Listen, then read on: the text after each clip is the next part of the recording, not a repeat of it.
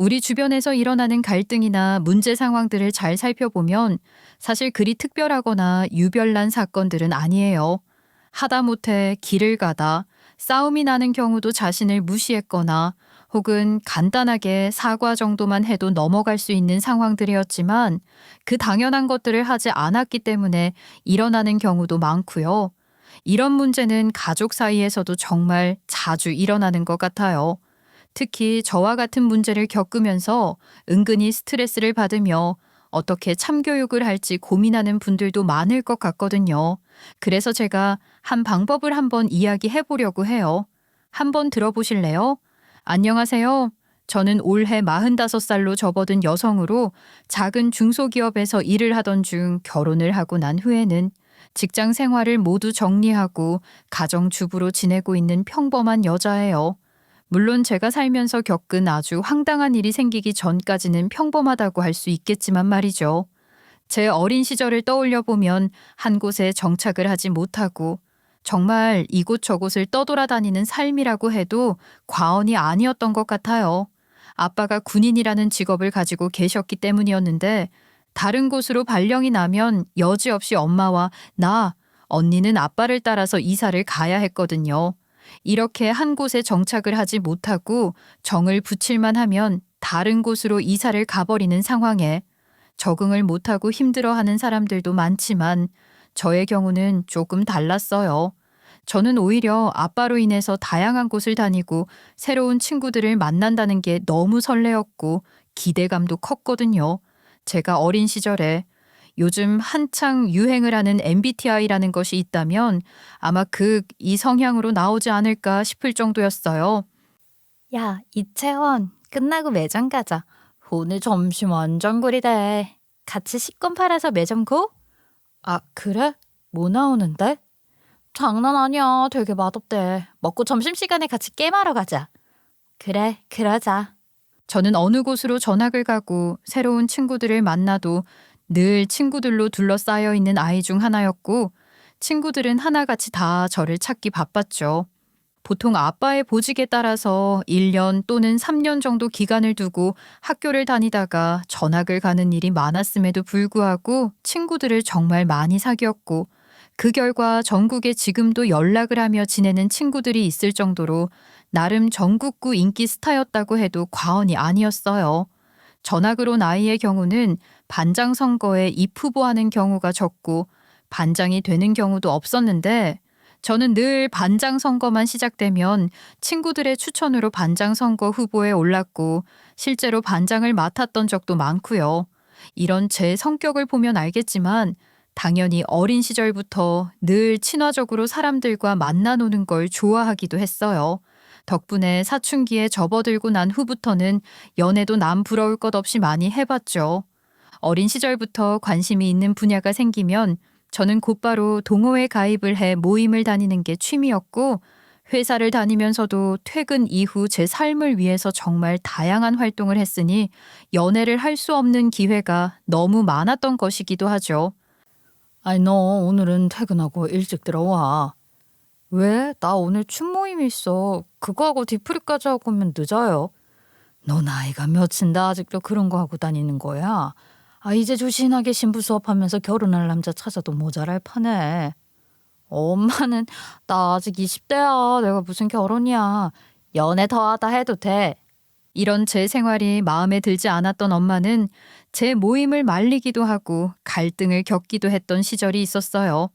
당연히 20대 절정의 시기에는 남자친구가 없던 적이 없었기 때문에 제 주변에 저를 잘 아는 친구들은 당연히 제가 결혼을 제일 빨리 할 것이라고 막연하게 생각했던 것 같아요.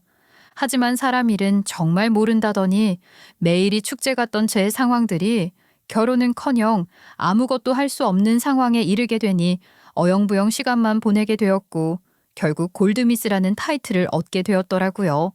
제가 결혼이 늦어진 이유에 대해 이야기를 하려고 하면 우리 집의 상황에 대해 이야기를 하지 않을 수 없겠더라고요. 직업 군인이셨던 아버지, 그리고 엄마와 언니인 우리 네 가족이 가장 행복하게 지내던 시절은 분명 있었어요. 그러던 어느 날 언니는 26살이 되던 해 대학원 공부를 하던 중 갑작스럽게 만난 주재원인 형부와 함께 호주로 가 결혼 생활을 하겠다는 폭탄 선언을 했죠. 이런 상황에서 부모님과 언니 갈등은 정말 은근히 최고조였어요. 엄마, 나 대학원 공부 그만두고 결혼할래. 호주로 가서 살고 싶어. 뭐? 이게 다 무슨 소리야? 너 그럼 뭐하러 대학원은 다녔어? 아직 이렇게 어린데 갑자기 무슨 결혼이야? 지금 남자친구랑 평생 같이 하고 싶어졌어. 그냥 결혼하게 해줘. 나 마음 안 변해. 언니, 언니 그러면 언니는 호주 가서 영영 안 오는 거야? 나도 가고 싶다. 가끔 한국 오지. 너도 놀러 와. 부모님은 언니의 폭탄 선언에 상당한 충격을 받은 듯 했지만 언니의 호주행은 저에게는 굉장히 부럽기도 하고 신선한 도전처럼 보였어요. 결과적으로 아무리 반대를 한다고 하더라도 부모를 이기는 자식이 없다는 말처럼 결국 부모님은 언니의 결혼을 허락하게 됐고 언니는 그렇게 호주로 떠났죠. 두 딸과 함께 살던 부모님은 언니를 호주로 보낸 후에 꽤 허전함을 느끼셨고 자연스럽게 모든 관심은 저에게 쏠리게 되더라고요. 언니가 없다 보니 좀 더 외동딸처럼 여겨지는 건 당연했고 부모님의 온갖 관심과 사랑을 받으면서 지냈어요. 부모님의 사랑을 받으며 지내던 중 저희 가족에게도 엄청난 일이 생기게 되었고 그로 인해서 제 인생이 완벽하게 달라졌어요. 늘 건강하고 멋진 사람으로 보여졌던 아빠는 군 복무를 마친 이후 장교급 대우에 따라 꽤 좋은 직장으로 이직을 하셨는데 그 당시 회사는 걸어서 약 30분 정도 걸리는 거리였어요. 아빠는 평생 운동만 해오시던 분인지라 몸이 늘 뻐근하다고 하셨고 운동 겸 남들보다 더 이른 시간에 일어나 걸어서 출근을 하시곤 했죠.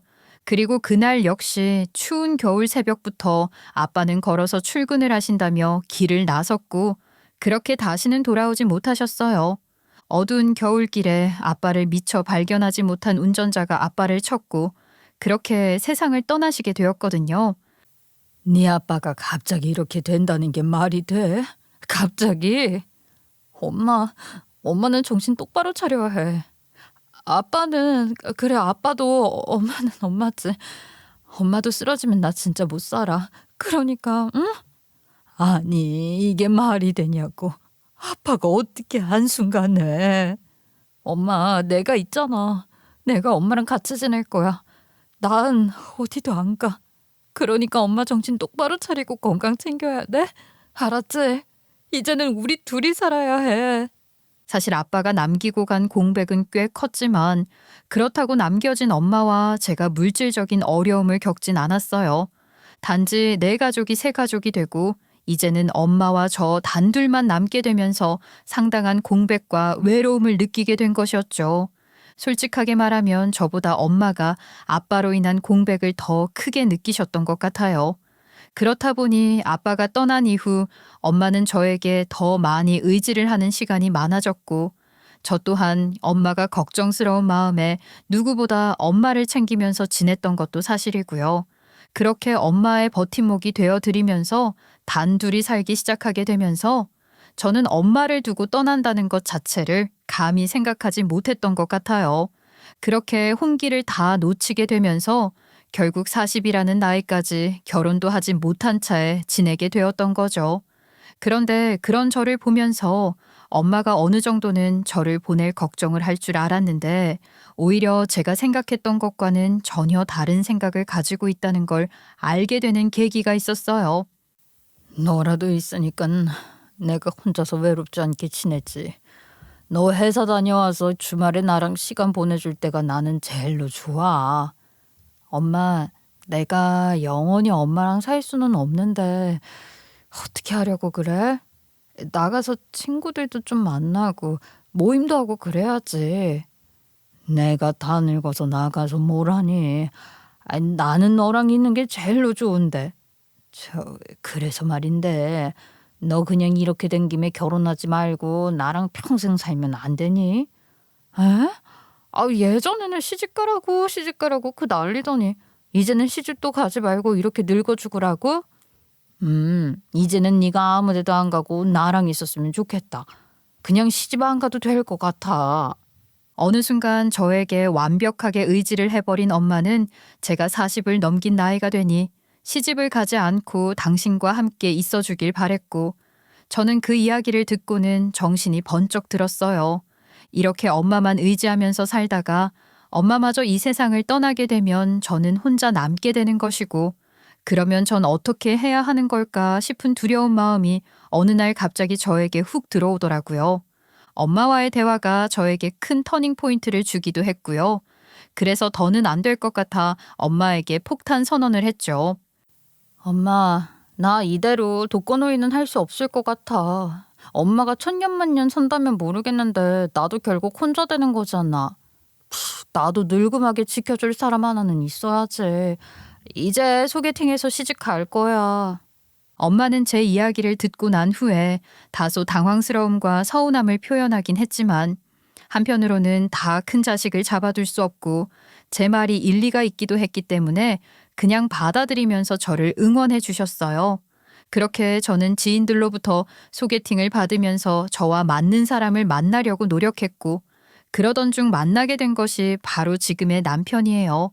지금의 남편은 저보다 3살이 어린 연하남이었고, 나름 유명하다는 벤처기업에 다니고 있었어요. 사실 만남을 가지던 중 결혼까지는 생각하지 않았는데, 우연치 않게 남편이 다니던 회사가 상장을 했고, 남편에게 경제적 여유가 생기게 되면서 물 흐르듯 결혼까지 하게 되었죠. 남편과 저는 늦은 나이에 결혼을 했기 때문에 서로 존중하고 배려를 하면서 어떤 심각한 갈등 없이 잘 지낼 것이라고 생각을 하면서 저 또한 남편과의 결혼을 고민 끝에 결정하게 되었기도 하고요.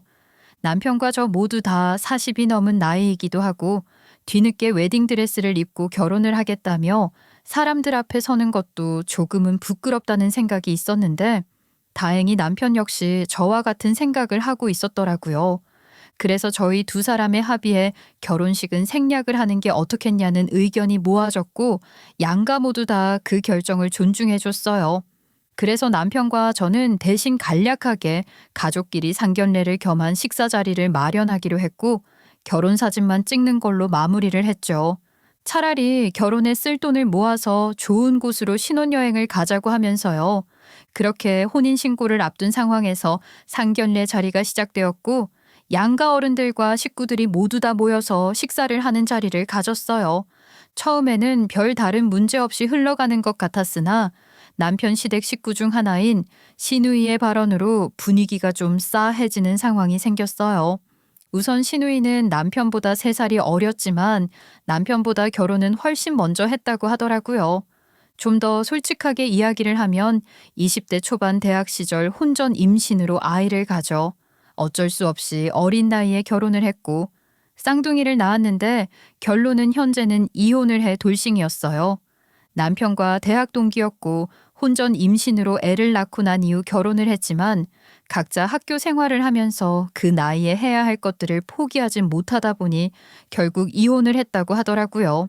그 후로 시댁 식구들인 시어머니와 남편의 도움을 받아 아이들을 키우면서 지금은 번듯한 대기업에 다니며 직장 생활을 한다고요. 비록 이혼이라는 흠이 있긴 하지만 시어머니에게 시누이는 꽤나 소중한 딸이고 자랑인 것 같았어요. 이유야 어쨌든 상견례 자리에서 이런 이야기를 할 필요는 없었고, 모두 다 말을 조심하고 있는 상황에서 시누이가 발언을 한 것이었죠. 아가씨, 요즘도 많이 바쁘시죠? 애들도 자주 못 보고 일하느라 고생이 많으셔요. 애들은 오빠랑 엄마가 잘 봐주는데 뭐 걱정 없죠? 안 그래, 엄마? 그렇지 뭐. 애들 걱정은 내가 하지 말라고 그랬다. 내가 다 키워준다고.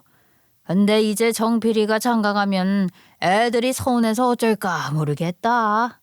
분위기 환기를 위해서 꺼낸 이야기가 조카들 양육 문제로 이어졌고, 그런 대화에서 위험을 느꼈는지 저희 엄마가 대화 주제를 바꾸기 위해서 먼저 시어머니에게 말을 걸었어요. 분위기 환기도 시킬 겸 이야기를 하신 거죠. 물론 저희 예상대로 흘러가진 못했지만 말이에요.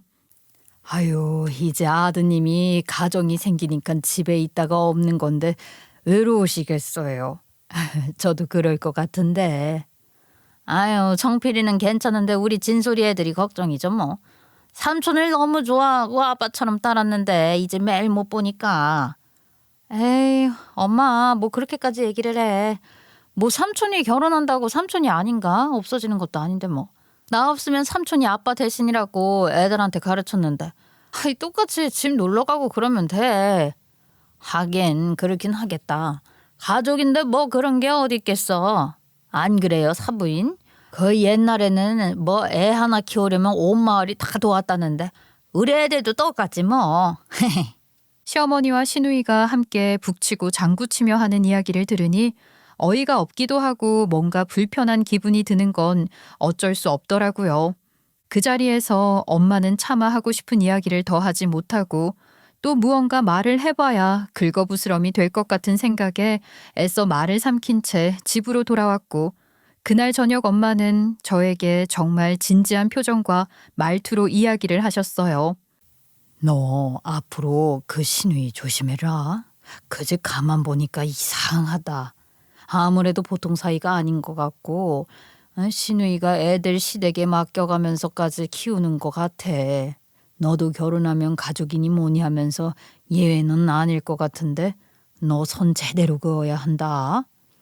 아유 엄마 설마 그러겠어. 내가 알아서 잘하지. 엄마의 이야기를 듣고 순간적으로는 엄마를 안심시켜드릴 마음에 제가 알아서 단도리를 잘 하겠다면서 이야기를 했지만 사실 제 마음속 한켠에도 이런 집안 분위기가 영 좋게 보이지는 않았거든요. 그럼에도 불구하고 아직 일어나지 않은 일을 미리 신경 쓰지 않는 게 좋겠다는 생각으로 애써 넘기면서 지냈지만 저 역시 그날 그 자리에서 시누이와 시어머니가 나누는 대화에 단 한마디도 보태지 않고 자연스럽다는 듯 가만히 있었던 남편의 모습이 영 신경이 쓰이는 건 어쩔 수 없겠더라고요. 그 이후 남편을 만나 이야기를 하면서 은근슬쩍 그날의 이야기를 하면서 떠봤어요. 남편의 반응이 궁금하기도 했거든요. 아가씨 애들 말이야. 아빠 엄마가 떨어져서 이렇게 할머니랑만 지내는 거 어머니는 많이 안 힘드실까 싶네. 에이, 애들이 무슨 죄야. 그리고 뭐 설마 지 엄마가 살아있는데 엄마 힘들다고 해서 우리한테 애들 맡기겠어? 너무 걱정하지 말자. 나도 애들 예뻐하지만 그 정도는 아니야. 완강하게 애들을 맡길 수 없게 맡겠다는 말을 원해서 한 말이지만 남편은 제가 원하는 대로 말을 해주지는 않더라고요. 애매하게 설마 맡기기야 하겠냐는 말로 넘기는 남편의 태도가 조금은 걱정스럽기도 하고 불안하기도 했지만 이미 결혼은 한 상황이고 시작을 했으니 어떻게든 상황 해결을 할 수 있겠지 하는 마음으로 넘기면서 지내게 되었어요. 그렇게 결혼식 생략을 하고 난 이후 본격적인 신혼생활은 서울에서 시작을 하게 되었고 초반에는 남편과 단둘이 살면서 나름대로 신혼을 즐기는 나날이 즐겁기도 하고 좋더라고요. 친구들이 결혼을 해서 자랑을 했던 그 신혼 초의 맛이 이런 거구나 싶은 생각이 들면서 하루하루가 즐거웠죠. 하지만 이런 행복한 결혼 생활은 결혼 4개월 만에 산산조각이 나기 시작했는데 그건 바로 시누이의 조카들이라는 불청객들 때문이었어요. 어느 날 남편에게 급박하게 전화 한 통이 오더라고요. 자기야. 지금 나도 전화 받았는데 엄마가 갑자기 쓰러지셔서 일어나질 못하신다네. 내가 지금 가면 좋은데 일 때문에. 세상에. 지금? 아가씨는? 아가씨한테 연락했어? 했는데 지금 지도 일 때문에 못 온다고. 저 미안한데 자기가 좀 가서 엄마 병원 좀 데려다 줄 수 있을까? 그럼 당연하지. 내가 갈게. 걱정하지 마. 애들도 있지? 내가 봐주고 있을게. 시어머니는 이미 황혼의 나이에 이른 상황이셨고 당연히 인생 2회차 육아를 하고 있던 상황이셨기 때문에 체력도 건강도 많이 안 좋아진 상황이셨다는 건 잘 알고 있었어요. 언젠간 무리를 하면 문제가 생길 수 있겠구나 싶은 생각을 막연하게 했지만 이렇게 빠르게 그것도 이런 사고로 일어나게 될 것이라고는 상상도 못했었죠. 남편의 부탁을 받고 저는 급하게 시어머니가 쓰러져 계신 시댁으로 갔고 그곳에서는 디스크로 인해서 일어나지도 앉지도 못하는 시어머니와 난장판을 만들면서 놀고 있는 조카들이 있더라고요. 저는 얼른 시어머니를 부축해서 병원으로 옮겼고 애들까지 함께 차에 태워서 이동을 했죠. 그 결과는 디스크가 터진 상황이라 응급으로 수술을 하시기로 했고 다행히 위험한 고비는 넘겼지만 덕분에 2달 정도는 병원 신세를 져야 한다고 하더라고요. 이에 조카들을 봐줄 사람이 공백이 생겼고 알게 모르게 눈치 싸움이 시작된 것 같았어요. 엄마가 갑자기 이렇게 쓰러져 버리니까 내가 다 곤란해 죽겠네. 애들은 어떻게 해야 할지 걱정스럽네. 어머님이 아이들 봐주시다가 이렇게 된 건데 어쩌겠어요. 당분간은 아가씨가 애들이랑 시간도 보낼 겸 좀 보시는 게. 그러면 저도 너무 좋겠는데 제가 진짜로 집에 있는 시간도 없거든요. 그래서 말인데 오빠가 잠깐만 맡아주면 어떨까 싶은데. 이 눈치 게임은 저와 신우이 단둘만 시작한 게임이었고 제가 쉽게 아이들을 돌봐줄 것 같지 않자 신우이는 타켓을 오빠로 바꿔서 은근슬쩍 애들을 맡아줄 수 없을지 묻고 있었어요. 남편은 조카들에 대한 사랑이 정말 남달랐거든요. 애들이 어린이날 삼촌에게 키워주셔서 감사하다는 카네이션을 만들어 달아주면 눈물을 흘릴 정도였고 심지어 애들이 밥도 먹지 못하는 상황이라고 하면 자신의 시간을 써가면서 음식을 시켜주고 올 정도로 애착을 보였죠. 그래서 남편에게 이런 부탁을 하면 당연히 잘 먹혀 들어갈 것이라는 걸 신우이는 본능적으로 아는 것 같았어요. 하지만 그럼에도 불구하고 남편은 선뜻 애들을 맡아주겠다는 이야기를 하지 않을 것이라는 강한 믿음이 있었어요. 그 이유는 바로 저희 부부가 아이를 가지기 위해서 시험관 시도를 하고 있었기 때문이죠. 남편과 제 나이가 나이인지라 결혼 이후 아이를 가진다는 계획이 명확하진 않았는데 저 역시 부모님의 자식으로 살다 보니 제가 평생 의지를 하고 친구처럼 지낼 자녀는 꼭 있어야 하는 것 같다는 판단이 섰거든요. 그래서 남편과 상의 끝에 산전 검사를 받았고 그 결과는 나이로 인해 자연 임신은 어렵지만 시험관 시도를 해볼 수 있는 가능성은 조금 있다는 답변을 받아 빠르게 시도를 하고 있었죠. 다들 시험관을 해봤다면 아시겠지만 이게 쉽지 않더라고요. 엄마는 위대하다는 말이 괜히 나온 게 아니기도 하고요. 호르몬을 건드리는 시술이다 보니 하루에도 몇 번씩 감정 기복이 심각했고 배에 주사를 놓는 일도 보통이 아니었어요. 아무래도 나이도 나이고 아이를 가질 가능성이 낮다고 하니 더 예민하게 준비를 할 수밖에 없었죠. 야, 그거는 좀 어렵겠다. 지금 2번이나 유산을 하는 바람에 정신이 거의 없기도 하고 와이프 몸 챙기기도 쉽지 않거든. 아가씨, 제가 조금 나아지면 도와드리고 싶은데 지금은 저희도 여력이 안 되네요. 미안하지만 아가씨가 애들 좀 잘 봐주시고 제가 주말이나 한 번씩 애들 봐드리고 할게요. 이런 상황들을 모두 다 곁에서 직접 겪었던 남편은 당연히 제 상태를 이야기하며 조카들을 돌봐준다는 건 어렵겠다며 거절을 했고 남편의 답변에 저 또한 마음의 안도를 하며 신우이에게 좋게 거절 이후 주말에만 잠깐씩 애들을 봐주겠다며 이야기를 했죠. 이렇게 거절을 하고 난 후에 조카들이 시어머니 집이 아닌 곳에서 꿔다 놓은 보릿자루처럼 이곳저곳으로 옮겨 다니며 지내는 모습을 보니 저도 아이를 가지고 싶어 노력하는 예비 엄마로서 또 안쓰러운 마음이 들더라고요. 그래서 저도 모르게 주말에 몇 차례 아이들을 직접 봐주겠다고 하면서 조카들과 시간을 보낸 적이 몇 번 있었어요. 아가씨, 애들이 너무 여기저기 돌아다니니까 고달프겠어요. 주말에 제가 봐드릴 테니까 저희 집으로 보내세요. 정말요, 언니? 너무 고마워요. 언니가 애들 봐준다고 하니까 저 이제서야 마음이 좀 안심되는 거 있죠. 제가 일요일 저녁에 데리러 올게요. 아이들이 안쓰러운 마음에 몇 번 선심을 쓴 것이었는데 오히려 이러한 제 호의가 나중에 화근이 될 줄은 아무도 몰랐죠. 신우이는 제 호의에 기다렸다는 듯 애들을 맡기고 주말마다 자리를 비웠는데 처음 며칠은 애들이 집에 와서 활기를 띠면서 노는 모습을 보니 귀엽기도 하고 나쁘지 않더라고요.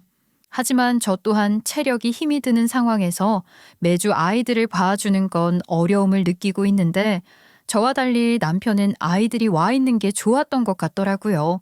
그렇게 지내던 어느 날 남편과 저는 시험관 시도를 3번째 실패하면서 조심스럽게 저에게 이야기를 하더군요. 우리 시도를 해도 잘 안 되는 것 같은데 힘들어하지 말고 그냥 포기하고 우리 조카들을 내 자식처럼 생각하고 사는 건 어때? 난 그래도 충분할 것 같은데. 뭐? 당신 지금 말 다 했어? 그게 말이 돼? 나보고 시조카들 엄마라는 거야? 아유, 아니. 당신이 힘들어하니까 한 말이지. 기분 나쁘게 들으라고 한 말 아니야. 너무 화만 내지 말고 잘 생각해봐. 이런 식으로 나오면 나 앞으로는 애들 못 봐줘? 내가 언제 입양하듯 애들 키우고 싶댔어? 당신도 말 그렇게 하는 거 아니야. 남편의 발언은 아이에 대한 생각이 많았던 저에게 엄청난 막말로 들릴 수밖에 없었고, 그 발언을 계기로 저는 조카들을 봐주는 일도 하지 않겠다고 선언했어요.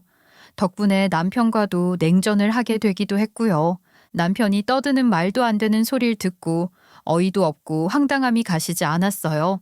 아무리 상식적으로 생각을 하려고 해도 엄연히 조카는 저희 부부와 관련이 없고, 심지어는 저와는 아예 핏줄도 나누지 않은 그런 사이인데, 저희 둘 사이에 아이를 가지는 일을 포기하고 조카 아이들은 친자식처럼 생각하며 살자는 말이 나오는 건지 정말 모르겠더라고요. 남편이 이런 말을 하는 상황이 되자 저는 더 이상 조카들을 신경 써주면서 봐주는 일은 없어야 한다는 생각이 들었어요. 그래서 그날 이후 조카를 봐주거나 가볍게 생각해 애들과 가까이 지내는 일이 많았는데, 이젠 정말 그러면 안 될 것 같더라고요. 그래서 거리를 두기 시작했어요. 그런데 이미 자식처럼 생각하며 지내자는 말을 한 남편은 더는 제 눈치를 볼 필요가 없었는지 조카들을 챙기면서 대놓고 예뻐하기 시작하더라고요. 황당한 마음이 들었던 건 바로 쌍둥이 조카들 생일날 남편이 선물을 준비하는 모습을 보면서였어요. 이게 다 뭐야? 설마 이거 쌍둥이 조카들 생일 선물로 산 거야? 요즘 골프가 유행이잖아. 친구들 보니까 애들하고 골프도 치러 다니고 그러는 거 많던데 나도 부러웠거든. 애들 사주고 같이 다녀볼까 해서. 뭐라고? 골프채 세트가 얼마나 비싼데 2세트나 샀다고? 당신 이제는 뭐 선 넘기로 작정했어? 어차피 하나밖에 없는 조카들이고 우리도 애 생각이 없는데 뭐 어때? 설마 애들 뭐 사준 게 돈 아까운 거야? 아니, 아깝다는 것보다 나하고 상의도 안 하고 이렇게 좋은 걸 사주면 어떻게 해? 선물이라는 게 한 번 주면 다음엔 그보다 더 좋은 것만 바라게 되는데, 이건 너무 과하잖아. 내 조카들이면 당신 조카 얘기도 한 건데 당신 너무 서운하게 선 긋는다. 우리 애도 없는데 자식처럼 생각하고 키우기로 한 거 동의한 거 아니었어? 남편은 저에게 자식처럼 생각하며 키우자는 말에 제가 동의를 했다고 생각하면서 눈치도 보지 않은 채 마음 편하게 조카들을 챙기는 것이었더라고요. 아무리 그렇다고 하더라도 상의 한마디 없이 독단적으로 애들 선물은 물론이고 골프 레슨도 끊어주면서 같이 다닌다는 그 말을 들으니 속에서 천불이 나는 것 같았어요. 그 이후 어떻게 되었냐고요? 당연히 이 문제로 남편과 정말 첨예하게 다투면서 갈등이 끊이지 않는 나날들이 반복되었죠. 정말 그야말로 제 결혼 생활이 조카들로 인해서 망가진 것 같은 느낌을 받을 정도였으니까요. 남편과 서먹서먹한 관계를 유지하면서 불안한 하루하루를 보내던 중 결국 제가 더는 참을 수 없는 사건이 발생하고 말았어요. 먼저 시누이의 일상은 여전히 대기업을 다니며 주말도 없이 바쁜 나날을 보내고 있기 때문에 본인 아이들을 직접 케어하기 어렵다는 입장을 고수하며 지내고 있었어요. 사실 조금만 관심을 가지면 시누이가 정말 일로 인해서 해외 출장을 가고 주말도 없이 일을 한다는 말을 믿을 수 없는 부분이었는데, 시댁 식구들 중 누구도 이런 의심을 하지 않고 당연한 듯 받아들이며 지냈죠. 그런 모습을 보니 답답했고 저도 질세라 싫은 티를 팍팍 내면서 시누이에게 비꼬는 소리도 많이 했어요. 아가씨, 아무리 바빠도 그 회사 일 아가씨 혼자 다 하는 거 아닐 텐데 주말도 없고 해외 출장이 이렇게 많아서 어떻게 해요? 그러게 말이에요. 제가 큰 프로젝트 맡는 바람에 어쩔 수 없죠 뭐. 그래서 엄마 아픈데 언니가 오빠랑 같이 애들 봐준다고 해서 얼마나 다행인지 몰라요. 이번 주말에도 부탁할 수 있죠? 아니, 아무리 그렇다고 해도 주말엔 짬이 나기 마련인데 애들이랑 이렇게 자주 시간 안 보내면 애들이 엄마 잊어버리겠어요. 아무튼 어쩌죠. 이번 주말에는 저도 몸이 안 좋고 친정도 가야 할 것 같아서 봐주기 어려울 것 같은데. 신우이는 당연한 듯 저에게 아이를 맡길 준비를 하며 천연덕스럽게 이야기를 했는데 이제는 조카 그리고 신우이라면 치가 떨리는 지경까지 왔던 저로서는 애들을 봐줄 생각이 전혀 없었어요. 그래서 단호하게 거절을 했죠. 제 거절에 신우이는 앞에서는 아무렇지 않은 척 알겠다고 했지만 뒤에 가서는 다른 방법을 공략하더군요. 황당하게 저를 거치지 않고 곧바로 자신의 친오빠인 저희 남편에게 아이를 돌봐달라는 식으로 우기면서 고집을 피운 것 같더라고요. 그리고 그런 부탁을 받은 남편은 눈치도 없이 다 받아줬고요. 그런 남편의 태도에 짜증이 난 저는 남편에게 화를 냈어요. 아니, 우리 집이 무슨 유아 위탁소야? 왜 자꾸 주말마다 애들을 맡긴다고 하고 오빠는 왜 애를 자꾸 봐준다고 하는데 오빠가 봐주는 것도 아니잖아. 내 생각은 안 해? 아니, 너 왜 이렇게 예민하게 구냐? 어차피 주말에 할 일도 없잖아. 거기다 당신은 주말도 평일도 다 놀고 있는데 일하는 신우이 좀 놓아주는 게 어때서? 너 이렇게 속 좁은 사람이었어? 당연히 봐줘야지. 남편은 이제 대놓고 조카들을 두둔하면서 봐주는 게 뭐 어떠냐는 식으로 이야기를 시작했고 저는 그런 남편의 말을 들으니 화가 머리 끝까지 난 나머지 폭발을 해버렸어요. 그렇게 또다시 저희 부부 둘 문제가 아닌 남의 자식인 조카들로 인해서 부부 싸움이 시작되고 감정 싸움까지 이른 것이죠. 지금 말 다 했어? 오빠 이런 사람인지 정말 몰랐어. 결혼 전에는 애들 나한테 맡기고 그럴 일 없을 거라며. 이 정도면 나도 사기당한 거야, 사기? 이거 사기 결혼이라고. 뭐? 사기 결혼? 그럼 뭐 세상 사람들 다 사기당했다고 하게? 그리고 뭐 속았으면 이제 와서 어떻게 하게? 가족끼리 다 돕고 사는 거지. 이제 와서 뭐 무르기라도 하게? 말도 안 되는 소리 하지 좀 마. 남편과 감정 싸움은 하루가 다르게 높아지고 있었고 이제는 속에 있는 말도 숨김없이 화를 내는 남편의 태도를 보니 저 역시 물러나고 싶지 않더라고요. 이 집에서는 제 마음을 위로해주고 알아주는 사람은 전혀 없다는 생각이 드니 더욱더 정 떨어지더라고요. 남편 역시 제 편이 아닌 듯 신우이 편을 들면서 저보고 조카들이나 육아하라는 이 상황이 어이가 없기도 했고요. 가만히 생각을 하니 제가 왜 시집을 와서 남의 집 자식들 보모 노릇을 하면서 살아야 하나 싶은 마음이 들더라고요. 그래서 결심했죠. 저를 보모 정도로 생각하며 무시하는 신우이와 남편 모두에게 제대로 된 복수를 해줘야겠다고 말이죠. 남편과 조카 문제로 매일매일을 싸우면서도 남편은 마치 누가 이기나 보자는 듯이 아이들을 주말이면 집으로 데리고 왔어요. 그리고 집에 온 아이들을 나 몰라라 하는 건 또 안 되는 일이었기 때문에 화가 나는 마음을 꾹꾹 눌러가면서 애들을 봐줬고요. 이렇게 해준다고 해도 누구 하나 저에게 고맙다는 말이나 고생한다는 이야기를 하는 법이 없었죠. 신우이와 남편이 하는 행동을 생각하면 너무 화가 나고 애들까지 미워지는 마음이 생기긴 했지만 한편으로는 아이들을 보고 있자면 또 안쓰럽기도 하고 또 불쌍한 마음이 들기도 했거든요. 월요일부터 일요일까지 한 곳에 머물지 못하고 이곳저곳을 돌아다니며 눈치를 보면서 지내는 아이들이라고 이런 생활이 행복할까 싶기도 했고요. 애들을 위해서도 더는 이런 상황들을 만들면 안 된다고 생각했어요. 그날은 제가 먼저 신우이에게 연락을 했어요. 여보세요? 아가씨, 이번 주말에 애들 혹시 맡길 계획 없으세요? 저 마침 시간이 좀 많아서 애들 봐드릴 수 있을 것 같아서요. 그래 언니? 어쩜 이렇게 타이밍이 딱 맞는지. 안 그래도 저 이번 주에 또 지방 출장 있어서 곤란했거든요. 그럼 언니가 좀 봐주실 수 있을까요? 네, 늘 아가씨는 늘 바쁘잖아요. 그럼 토요일 아침에 일찍 애들 보내주세요. 애들이 일요일 저녁에 또 엄마랑 시어머니 댁으로 가는 게 불편해 보이던데 이번 주는 그냥 두시고 천천히 데려가시는 것도 괜찮아요. 어머, 그래주면 전 좋죠. 맨날 애들 데려다주고 데리고 오고. 그게 얼마나 귀찮았는데. 언니, 이제 말이 좀 통하네요. 그러면 제가 토요일 날 애들 일찍 데리고 갈게요. 신우이는 제 말에 뛸 듯이 기뻐했고 이번 주 역시 애들을 맡겨두고 혼자 놀 생각에 신이 난 것 같더라고요. 심지어 평일에도 애들을 데려가지 않고 집에 둬도 된다고 하니 지금쯤 이게 웬 떡인가 싶은 마음이 들겠죠. 이놈의 집구석 사람들은 고맙다는 말을 하면 큰일이 나는 사람들인가 봐요.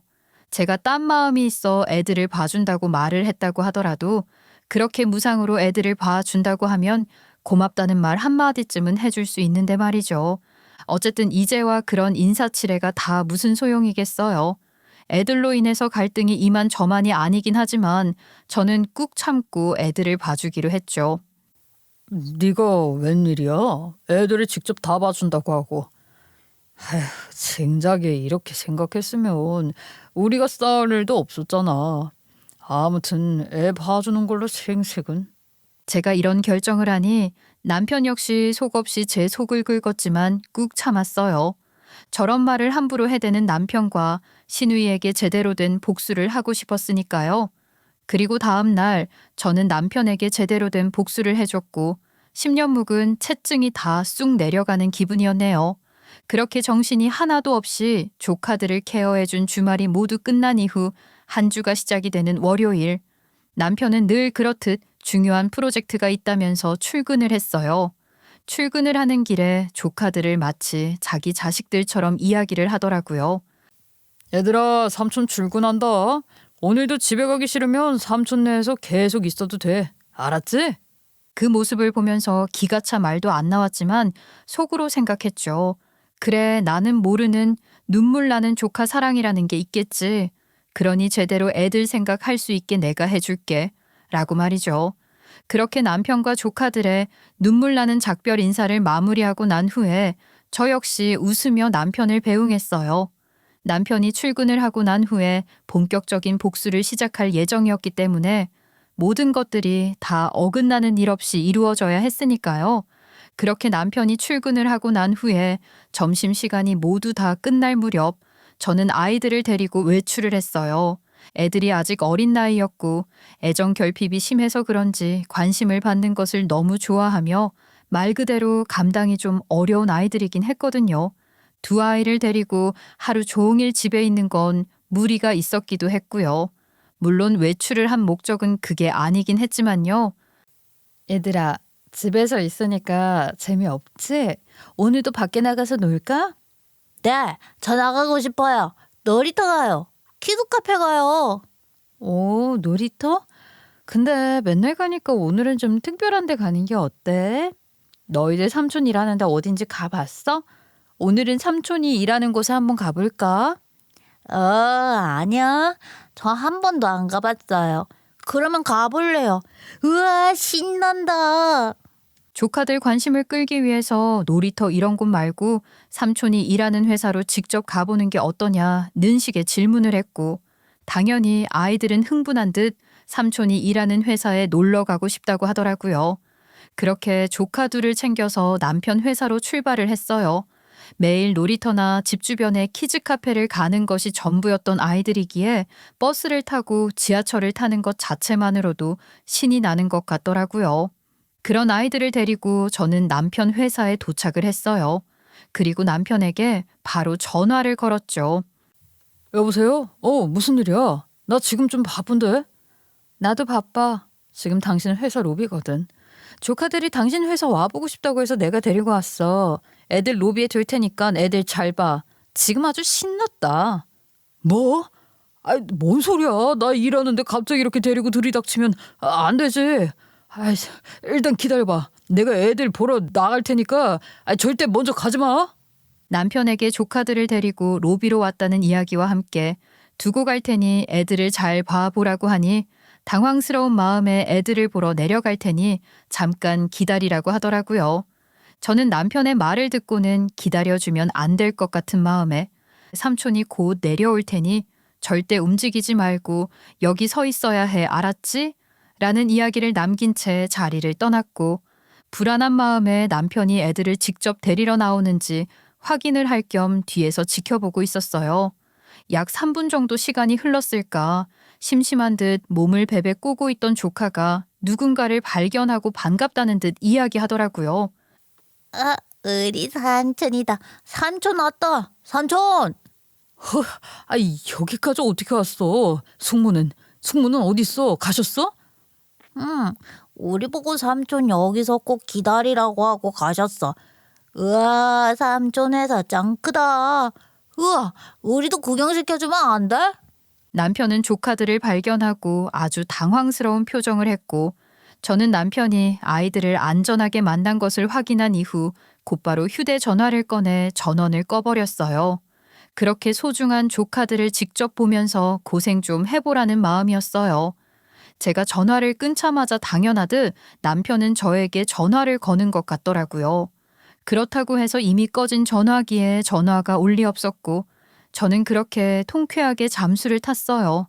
조카들은 아무 죄가 없긴 하지만 조카 문제로 인해서 남편과 매일을 싸우고 서로 상처를 내는 바람에 마음의 여유가 없었기도 하고 제대로 쉬던 날도 없었던 저였기 때문에 오랜만에 남편에게 아이들을 모두 다 맡긴 채 쉬고 싶다는 마음이 컸거든요. 그렇게 홀가분하게 이곳저곳을 다니면서 꿀맛 같은 휴식을 취했어요.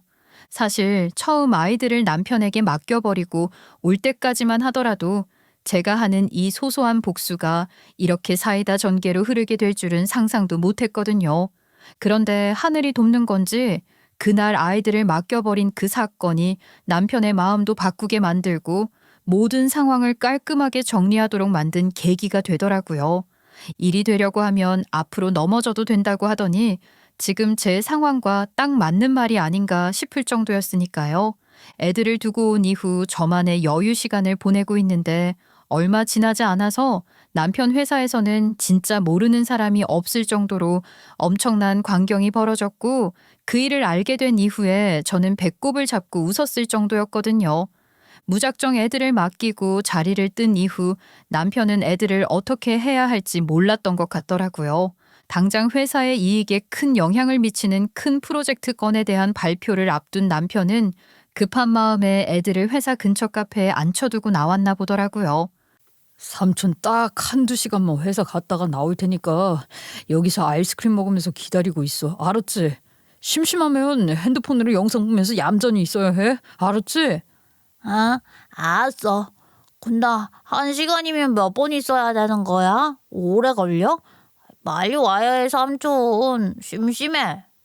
영상 보고 있으면 오래 안 걸려. 삼촌이 끝나자마자 뛰어올 테니까 아무것도 건드리지 말고 얌전히 있어야 해. 알았지? 삼촌이 혹시 모르니까 숙모랑 엄마한테 전화해 볼게. 사실 애들만 두고 간다는 건 말이 안 되는 일이긴 했는데 상황이 꽤 급했는지 애들을 두고 사람들이 많으니 별일이 없겠지 하는 마음으로 회사로 뛰어들어간 것 같더라고요.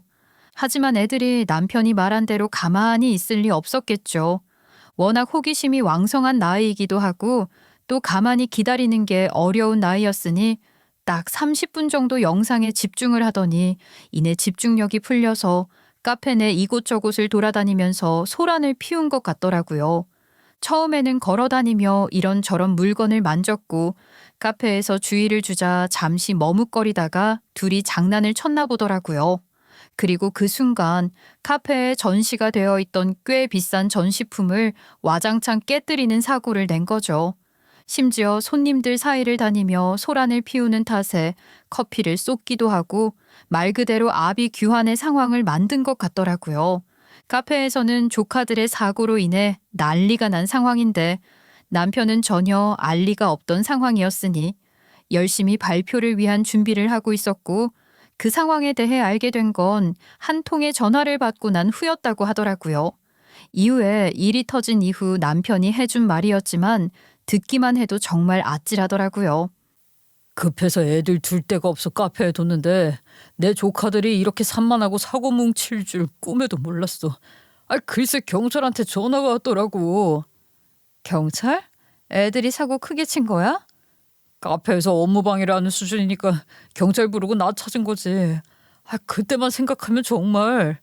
사실 그 전에 당연히 신우이에게 먼저 연락이 간 상황이었는데 신우이는 몇 차례 오는 전화를 모두 다 무시하다가 결국에는 받고 난 이후 자신은 지금 갈 상황이 안 되니 원인 제공자에게 연락을 하면서 남편의 번호를 줬다고 하더라고요. 이미 신우이의 그런 대응에 남편은 상당히 화가 난 것 같았고요.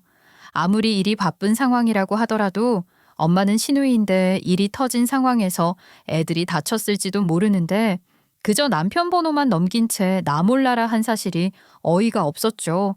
그게 신우이의 본 모습이긴 했지만요. 이 상황을 다 확인한 남편은 당황스러운 마음으로 신우이에게 전화를 했는데 신우이의 대처가 더 황당했다고 하더라고요. 그래서 뭐 오빠 회사 앞에서 오빠가 벌려놓은 일인데 왜 나보고 해결을 하라고 해? 알아서 해. 나 바빠. 애들 사고 친 것도 오빠 때문이니까 오빠가 알아서 해결해. 끊어. 신우이의 당당한 말에 황당한 남편은 이를 어찌해야 할까 싶은 마음이었지만 말 그대로 진퇴양난의 상황이었죠. 경찰의 연락에 지금은 당장 갈 수가 없으니 일단 상황 정리를 하고 애들을 보호해 주시고 계시면 금방 가겠다는 이야기를 하며 막무가내로 정리를 하고 프로젝트 건으로 인한 발표 회의에 참석을 했나 보더라고요. 그런데 제대로 된 앞뒤 사정 설명을 하지 않은 채 연락을 끊어버리자 경찰은 뭔가 문제가 있다는 판단을 했고 그렇게 대참사가 일어났다고 하더라고요. 경찰은 남편의 간곡한 부탁에도 불구하고 결국 조카들에게 회사를 물어서 회사로 직접 찾아왔고 그렇게 인생 일대의 승진과 회사의 최대 영업이익이 걸린 바이어들을 상대로 한 프로젝트를 하는 상황에서 경찰과 조카들이 급습을 하게 된 상황이 발생했어요. 경찰이 들어와 남편의 이름을 호명했고 조카들은 아무렇지도 않게 남편을 가리키며 삼촌이라고 했으니 말 다 했죠.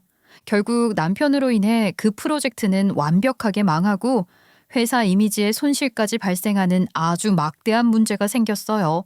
나중에 알게 된 사실이지만 남편은 그날부터 회사에 숨겨둔 자식이 있다는 둥, 바람이 난 여자와 사이에서 애들이 아빠를 찾아오게 된 것이라는 둥, 정말 말도 안 되는 무성한 소문의 주인공이 되었다고 하더라고요.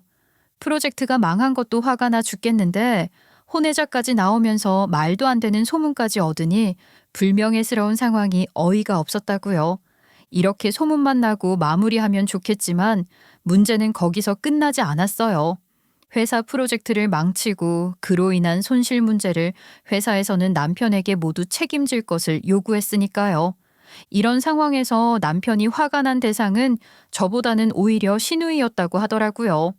제가 조카들을 맡기고 간 것도 화가 났지만 사건이 터진 이후 아이의 보호자인 신우이에게 연락을 했을 때의 태도가 매우 불쾌하고 화가 났다고 하더라고요. 이에 남편은 화가 머리끝까지 난 상황에서 신우이에게 찾아가 화를 냈어요. 물론 그 자리에 저 또한 함께 따라갔고요. 야, 너 그날 내가 중요한 일 있다고 하는데도 애들 보러 왜 안 왔어? 이게 말하는 싸가지는 그게 뭐야? 내 애들이야? 이렇게 몰상식하게 행동하는 사람이 어딨어? 왜? 오빠가 똑바로 못한 걸 나한테 난리야. 누가 애들 거기 데리고 가래? 그럼 언니 잘못인 거지 왜 나한테 이래? 아가씨, 아무리 그래도 이런 일이 생겼으면 엄마가 먼저 달려가셨어야죠. 오죽하면 이런 일이 생겼겠어요? 다들 왜 이래? 다 늙어서 결혼해서 애 없으니까 내가 공짜로 애 키울 기회를 준 거 아니야. 왜 이제 와서 문제 생기니까 쌍으로 나한테 이러는데 짜증나게. 뭐? 이기집애가 너 말 다 했어? 여태 그런 마음으로 애들 맡기고 네 할 거 다 하고 다녔냐? 너 이제는 가만 안 있는다. 내가 경고했어. 두고 봐. 신우이에게 그날 일에 대해 화를 내며 사과를 요구했지만 오히려 신우이는 적반하장식으로 저희 부부에게 모욕적인 언행까지 하더라고요. 이런 모습을 보니 남편도 그동안 그저 이혼을 해 빠르게 혼자가 된 신우이가 불쌍한 마음이었던 것이 완벽하게 변한 것 같았어요. 남편은 정색을 하면서 이야기하더라고요. 이제 보니 내 아내 말이 맞았네. 나는 그저 불쌍해서 조카들을 자식처럼 봐준 건데 애초에 네 핏줄인데도 책임을 지지 않을 생각으로 엄마도 나도 이용해 먹었던 거구나. 이제부터 내가 네 그 정신머리 똑바로 고쳐줄 테니까 너 기다려. 뭐? 지금 뭐 불쾌하고 화를 내야 할 사람은 오빠랑 언니가 아니라 나야. 나라고. 신우이는 오빠의 말에도 전혀 반성의 기색 없이 화를 내면서 자신의 억울함을 토로하더라고요. 그 모습을 보니 남편은 생각이 완벽하게 바뀐 것 같았고 이 모든 사달은 결국 신우이의 행동 때문이라는 걸 깨달았어요. 그리고는 그날 이후로 더는 조카들을 힘들게 돈과 시간을 써가면서 봐주는 일은 없을 거라고 이야기하더라고요. 그 후로 남편은 앞으로 조카들을 데리고 시댁에도 저희 집에도 들어오지 말라는 통보를 신우이에게 했고 신우이는 처음에는 그 말을 무시하면서 늘 그렇듯 시댁에 애들을 맡기려고 시도를 하다가 변한 남편으로 인해서 애들을 맡길 수 없는 상황들에 부딪히자 신우이는 또 다시 남편과 저를 찾아와 불같이 화를 내며 화를 냈어요. 그 모습을 보며 남편은 흔들리지 않고 신우이의 막무가내 행동을 정리하더라고요. 야, 이 기집애야. 이제부터 네 애는 네가 키워. 엄마한테도 맡기지 마. 맡길 거면 시터에게 맡기는 비용 지불하던가.